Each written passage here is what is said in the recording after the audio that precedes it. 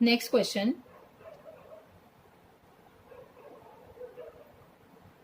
mother has made laddus. She gives some laddus to guests and family members. Still 5 laddus remain. If the number of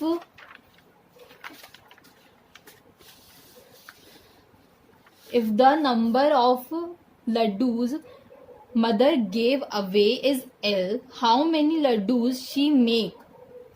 तो यहाँ पे guys एक different concept use हो रहा है ये भी वेरिएबल और कांस्टेंट का ही, बट अब यहाँ पे हमें मल्टीप्लाई की जगह प्लस माइनस यहाँ पे हमें यूज करना है। तो हमें इसमें क्या देखना है कि एक मदर है जिसने लड्डू बनाए हैं, उसने गेस्ट और फैमिली मेंबर्स को कुछ लड्डू दे दिए, पर फिर भी हमारे पास 5 लड्डू बच रहे हैं, और जो फैमिली मेंबर्स और गेस्ट को लड्डू दिए गए हैं वो है LN नंबर। तो हमारी मदर ने कितने लड्डूज बनाए हुए हैं हमें ये बताना है। पहले हम स्टेटमेंट लिखते हैं, laddoos given to guests and family members is equals to L.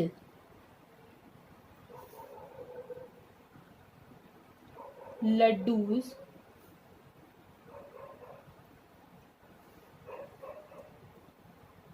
left with mother equals to 5। तो बच्चों ये तो बहुत ही ज्यादा कॉमन सेंस की चीज है कि अगर हमने लड्डू बनाए हैं और कुछ लड्डू गेस्ट को दे दिए और जो लड्डू हमारे पास बचे हैं, ऑब्वियसली हम उन दोनों को ऐड करेंगे, उन दोनों क्वांटिटीज को, जब भी हमारे पास टोटल क्वांटिटी आएगी। तो यहाँ पे टोटल लड्डू कितने हो जाएंगे,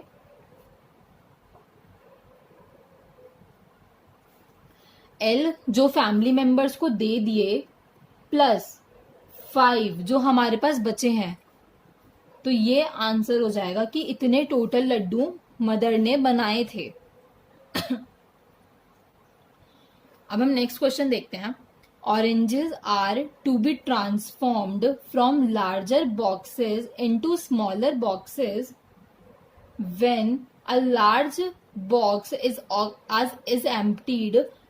The oranges from it fill 2 small boxes and still 10 oranges remain outside. If the number of oranges in a small box are taken to be X, what is the number of oranges in the larger box? तो इसमें हमें एक large box दिया हुआ है जिसमें oranges हैं। अब हमें उस लार्ज बॉक्स से 2 छोटे छोटे स्मॉल बॉक्सेस में उस ऑरेंजेस को ट्रांसफर करना है। ट्रांसफर हमने कर दिया दोनों बॉक्सेस में, बट फिर भी जो 10 ऑरेंजेस हैं वो बच गए। तो अब हमें इसमें टोटल नंबर ऑफ ऑरेंजेस बताने हैं जो लार्जर बॉक्स में थे। यहाँ पे मैं आपकी कन्वीनियंस के लिए एक फिगर बना देती हूँ। ये लार्ज बॉक्स है, उसमें से ऑरेंजेस ट्रांसफर किए गए हैं 2 स्मॉल बॉक्सेस में। अब यहाँ पे क्या दे रखा है, if the number of oranges in a small box are taken to be X। अगर X दिया गया है मतलब कि इसमें भी X ऑरेंजेस हैं, इसमें भी X ऑरेंजेस हैं, इन दोनों को प्लस कर देते हैं, और फिर भी उसके बाद हमारे पास 10 ऑरेंजेस बच रहे हैं। 10 ऑरेंजेस लेफ्ट आउटसाइड, ठीक है। तो ये तो बहुत बेसिक सी चीज है कि अगर हम इस वैल्यू को ऐड कर दें, इन तीनों वैल्यूज को अगर हम ऐड कर दें तो इसकी जो टोटल वैल्यू होगी वही लार्ज बॉक्स में ऑरेंजेस होंगे। चलिए ऐड करते हैं। 2x + 10, तो इतने ऑरेंजेस होंगे लार्ज बॉक्स में। यहाँ पे हम एक स्टेटमेंट भी लिख लेते हैं, टीचर्स कभी कभी स्टेटमेंट के मार्क्स भी काट लेते हैं स्कूल में। तो फिर total number of oranges in large box is 2x + 10। अब आपको कुछ क्लियर हो रहा है कि ऐसे क्वेश्चन से कैसे डील करना है। बेसिकली हमें इसकी लैंग्वेज समझने आनी चाहिए कि जैसे यहाँ पे एक लार्ज बॉक्स दे रखा है, उससे 2 स्मॉल बॉक्स में x जा रहे हैं और 10 ऑरेंजेस लेफ्ट हो रहे हैं, मतलब कि बच रहे हैं उसके बाद भी। तो ऑब्वियसली जब हम इन तीनों क्वांटिटीज को ऐड कर देंगे तो वही लार्ज बॉक्स में ऑरेंजेस होंगे। So this is the answer.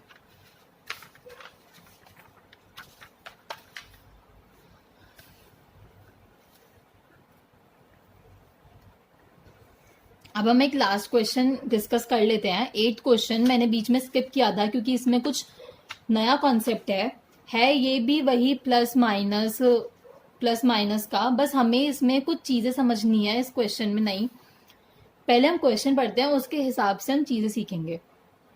Leela is Radha's younger sister. Leela is 4 years younger than Radha. Younger का मतलब क्या होता है कि वो उससे, जो लीला है वो राधा की छोटी बहन है। Can you write Leela's age in terms of Radha's age? Take Radha's age to be x years। यहाँ पे हमने Radha's age equals to x years ले लिया है। अब यहाँ पे पहले हम कुछ पॉइंट्स नोट कर लेते हैं कि अगर क्वेश्चन में यंगर दिया है,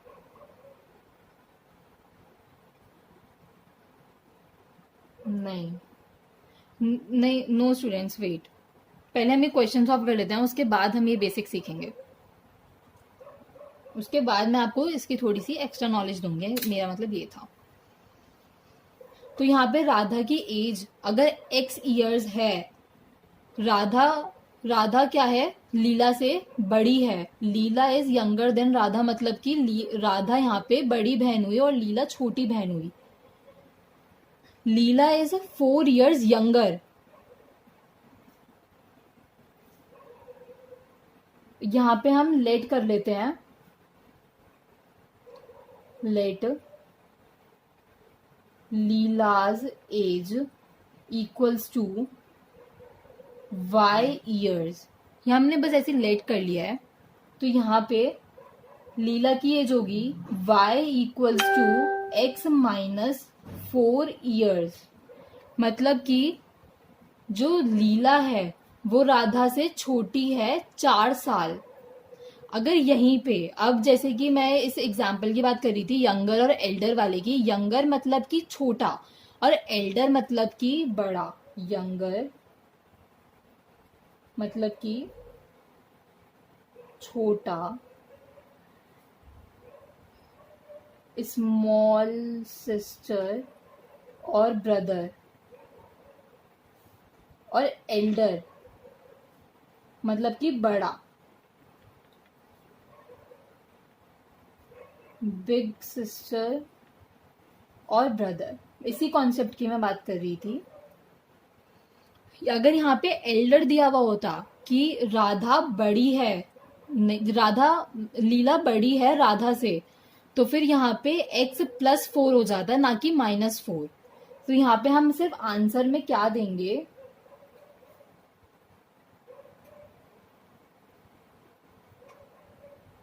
लीला's age is x - 4 years।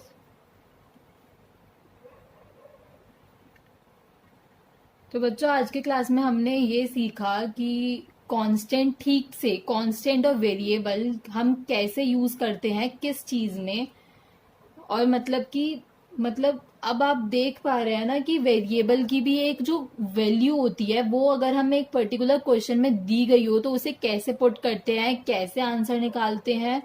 आप इसे रिवाइज करिए, एक्स्ट्रा क्वेश्चंस करिए, और कुछ भी डाउट हो तो कमेंट सेक्शन में लिखिए ज़रूर।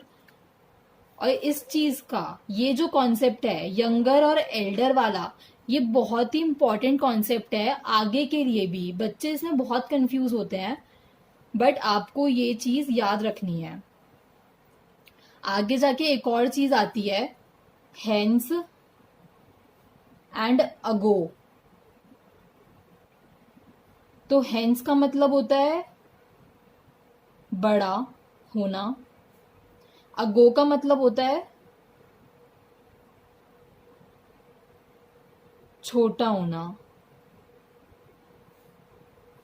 अब वो क्वेश्चन के ऊपर डिपेंड करता है कि वो पूछ क्या रहा है, तो हम इसको आगे सीखेंगे कभी। मतलब 7th 8th का टॉपिक है ये, तो 9th 10th में भी यूज होता है कभी कभी। बट अभी आप थोड़ा इस पे फोकस करिए कि ये चीज आप यंगर और एल्डर के थोड़े और क्वेश्चंस करिएगा। चलो आज की क्लास हम यहीं पे खत्म करते हैं। आगे हम दूसरी एक्सरसाइज के कॉन्सेप्ट और फिर दूसरी एक्सरसाइज शुरू करेंगे।